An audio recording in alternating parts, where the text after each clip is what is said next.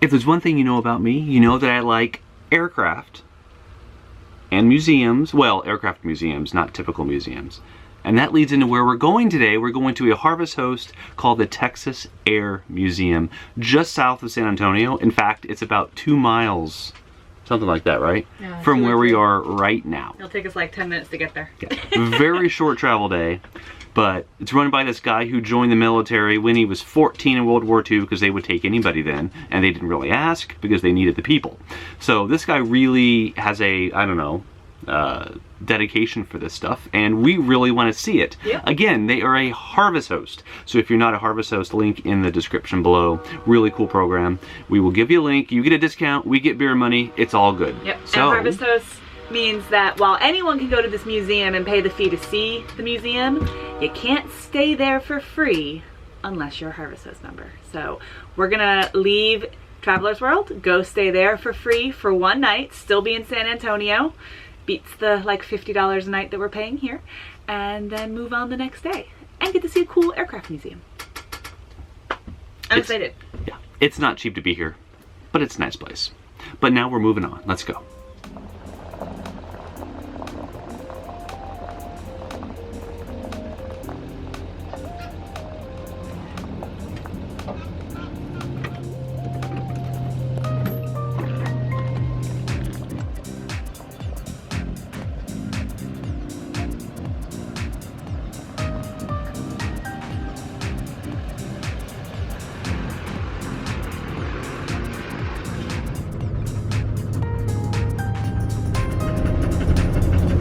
Looks like there's another harvest host who is either still here, because it's pretty early in the morning, or here for tonight. So we'll have to see what the host wants us to do.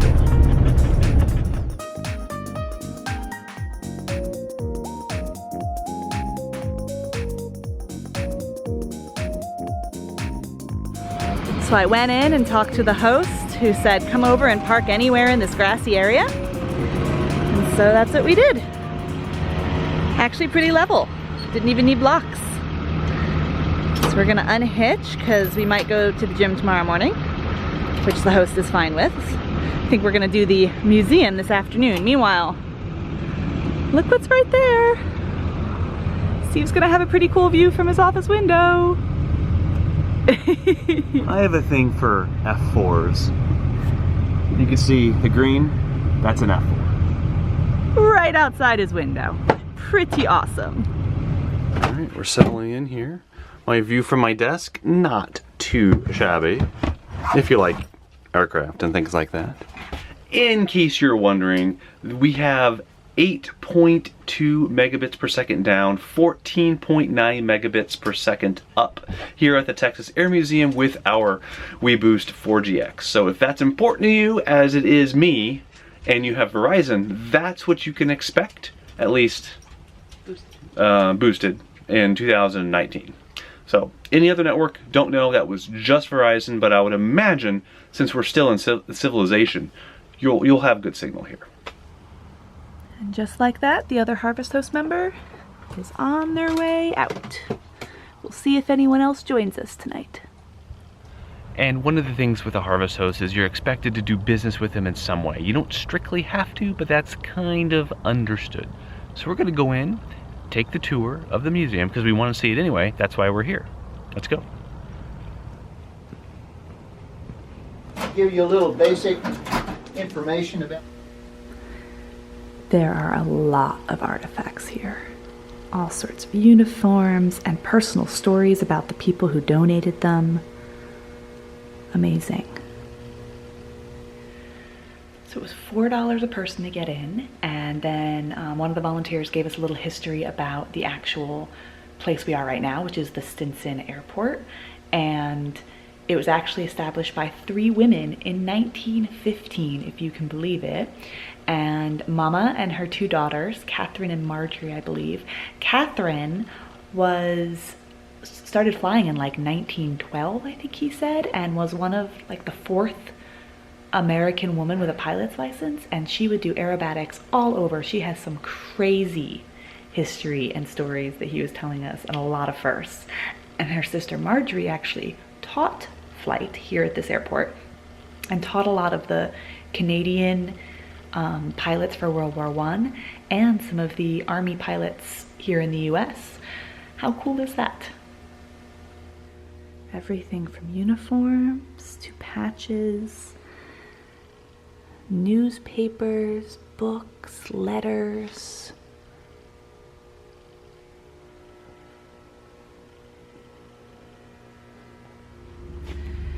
If I were to ask, was Mexico involved in World War II, what would you say? I'd say no. Except they were. Except they were. Yeah, they were. 300-man Air Force squadron. Of Mexicans. That's right. They declared war after Germany sank a couple of their tankers and then worked with the U.S. and got trained in the U.S. and they had their own fighter squadron. I had no idea before we came here. Yeah. No idea. There's some amazing history here. I think a lot of it is stuff you would never have seen or heard before because it's all like people's personal stories and artifacts. Look at that camera. That is cool. It's a little bit bigger than the one you have now. This one is a little bit easier to travel with. Yeah. But this one would get conversations going.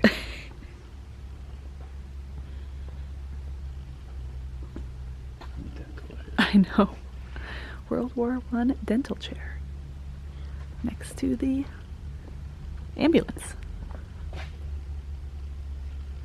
This airplane was bought from Catherine Stinson.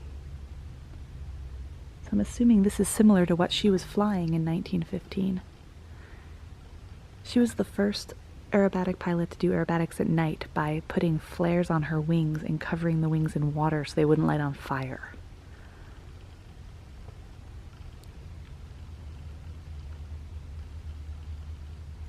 Apparently, the first recorded dogfight in the American continent was during the Mexican Revolution on planes like this one, where pilots just drew their guns and shot at each other.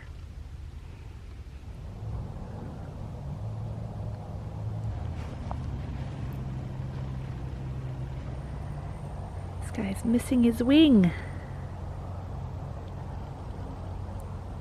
Pretty cool, though. Did you get to go up and look inside it? I did. That's cool. Yeah. Meanwhile, how cool is it that our house is right there? Yeah, I noticed that too. Right. It's like What, 30 yards? airplane, Airstream, Steve. Steve in between.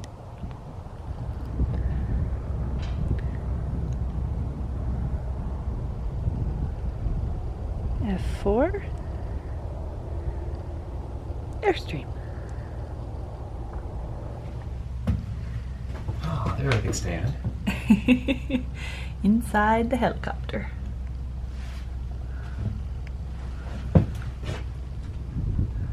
These things would open and close based on how fast you were flying. Like this way. Close, open. So, when you got the afterburners on, those things are open. Each of these moves individually, but they all move together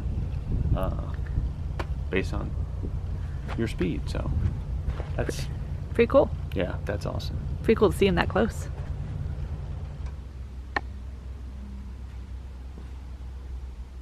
They even have some space history here, like monkey couches.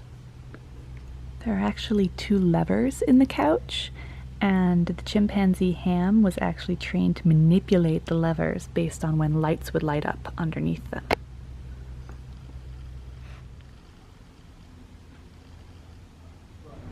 Just finished up, heading back to the Airstream. And as always, we get a warm welcome when we come back in. That was an adventure. It was an awesome museum. Yeah, just talking to the guy who works there, he The volunteer. clearly lives and breathes this stuff. He worked on F4s in the Air Force As a 20, 30 technician. years ago. Yeah, something about the electronics technician on F4s. Lots of stories about how utterly powerful those engines are. But yeah, it was... Font of knowledge all about this Yes. area and the Stinson's, right? Stinson's. Stinson's, which is what the airport's named after, the airport itself. Stinson Field. Yes, just really a lot of history here. Yes. So glad we came. Absolutely. You will have a good time if you stay here. Yes. I know you will. Or just come, but I mean, look at our neighbors. I think they may be the coolest neighbors we've ever had. How many people can say an F4 is their neighbor? The only thing you won't have is live music and free-flowing wine. No, unless you bring yourself. Unless you bring your own. Yeah. So now we're just gonna chill out for the afternoon, probably put together this video. As you can see right there, that's Steve in the same shirt he's wearing now. And make some dinner, and we'll head to Austin tomorrow. They go, by the way, what shirt are you wearing? I go, there's a 99% chance I don't care. And they seem to appreciate it, so they were definitely my people. Yes. Yeah.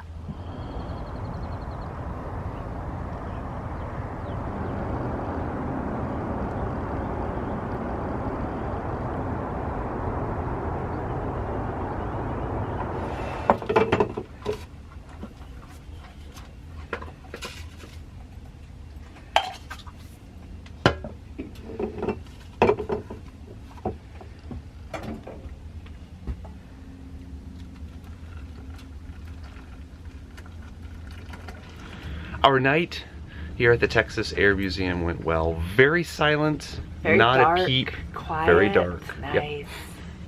And that's really what you get with almost every Harvest Host. Yeah.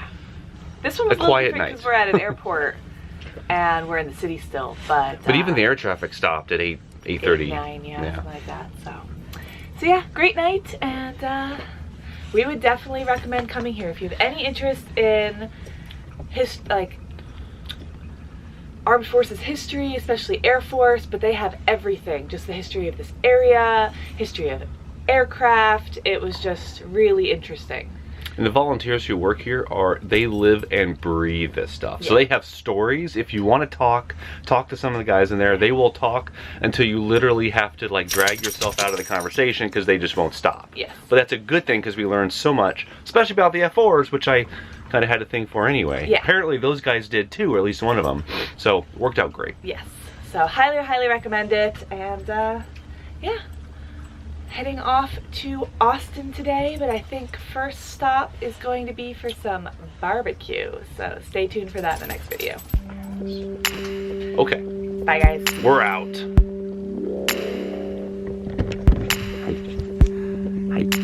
Now puppies.